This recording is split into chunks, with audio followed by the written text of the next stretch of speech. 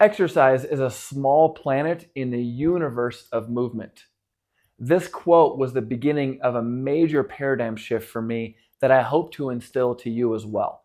And that is to simply move more throughout the day.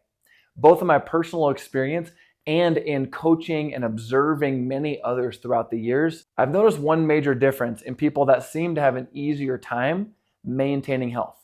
And that's simply to move more throughout the day.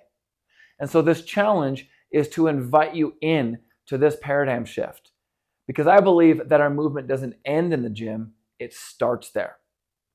Fat loss, strength and muscle gain and maintenance, joint pain and injury prevention, everything you're looking to get out of your workouts becomes much easier to both build and maintain the more you move outside of your workouts. And so I want to go over the details of this challenge. It's called the 15 for 30 challenge because over the next 30 days, your challenge is to accumulate 15 minutes in the resting squat position throughout your day, every day for the next 30 days. Now, the first question I usually get is, I have to sit in the squat for 15 minutes?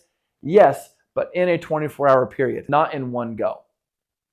So that's 30 seconds at a time, 60 seconds at a time, 5 minutes at a time, 10 seconds at a time.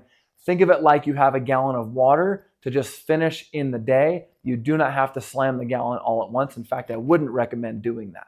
So you're accumulating 15 minutes in the squat. Now, why the squat? Why did I pick that? It's a good question. It's because if you look at a toddler, they are born with a textbook squat that they use all throughout the day. Now, we lose this ability as we age, but not because of our age. It's simply because we just stop doing it and we pay a price with all sorts of digestive and joint issues. And so restoring this position is to restore so much about our health at the base level. But there's an overarching goal too, and that's to simply prioritize more movement throughout your day, to let it take up more mental real estate. And the great thing is, even if you miss the mark, which I did a 30 for 30 challenge, and there were many days I did not hit the full 30 minutes, but I still got the benefit. So I don't want you thinking you're failing the challenge if and when you miss days. That is okay. You will still absolutely get the benefit. Now, I want to leave you with just a few obstacles that I encountered in my own practice that hopefully by hearing these first, you can remember this and face them head on, knowing it's just a part of the process. So first has to do with motivation, like why move? It's a great question.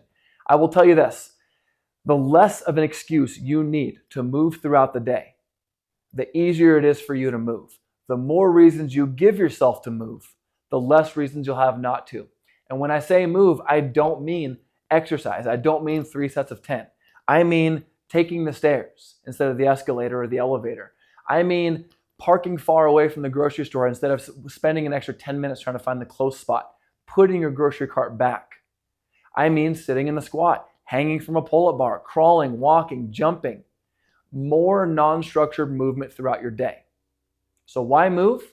The simplest reason is because you can. And if you don't now, one day you may not be able to. And whether it's a family member, a neighbor, a coworker, you probably know some people that don't move throughout their day, and it shows. They're in pain, and it shows they can't move well. You can prevent that now by simply moving more outside of your workouts. Now, speaking of your workouts, another obstacle is thinking that we need to rest from movement. We may need to rest from training, from structured exercise, but to rest from movement is the same thing as saying, I need a break from water. I drank water yesterday. I don't need water today. That is not true. You need to start thinking of this non-structured movement we're talking about as daily food and water, daily nourishment for your body. And so this is simply just thinking about moving every day, non-negotiable. Now, the social aspect is something that I didn't know I was going to run into as an obstacle. What I mean by that is, if you look at Eastern cultures, movement is a part of their day. It's the resting squat, for example, is their smoke break. It's their bathroom position. It's a very normal position to be in throughout the day. You go to China, there's Tai Chi in the park. You're the weird one if you're not moving. In our Western culture, it's kind of the opposite. You're the weird one if you're moving. So you have to know what you're signing up for here. You have to be okay with getting some weird looks, maybe some offhanded comments. But the other side of the social aspect is inspiring other people. And I've noticed this time and time again. When I'm sitting in a squat, there are so many times people start moving, either they're sitting in the squat like I am, or they just start moving because they're realizing I need to move too. And by watching you do it, they're realizing it's okay to move. So just be okay with being the weird one, and that's okay. We will have the last laugh because we will have healthier bodies. And then, like I already said, you have to learn to let movement take up more mental real estate in your day. I know, like me, you have a lot of plates spinning and we have the best of intentions, but we forget. That's part of this challenge. It's honestly the most important part, is letting it take up more room in your day. But the resting squat position is something you can do all throughout your day. You have some dead time at work, while you're brushing your teeth, while I'm coaching sessions, you'll see me sitting in the squat a lot. Every time is a good time to sit in the squat. So do it all throughout the day and be okay with this challenging you. Be okay with only hitting 10 minutes in a day or 8 minutes in a day. That's okay. That's part of the challenge. I love this other quote too, which is stretch all the time like a cat does. And this is a nod to the non-structured movement we're talking about. When was the last time you saw a cat do a 20-minute mobility session? They don't. But what do you see them do? And dogs do this too. They just do a couple little stretches after every period of inactivity. Above getting good at the squat, which is a goal of mine for you in this challenge, the other goal is simply for you to feel the deprivation of movement and to be able to respond to it in simple ways like the squat.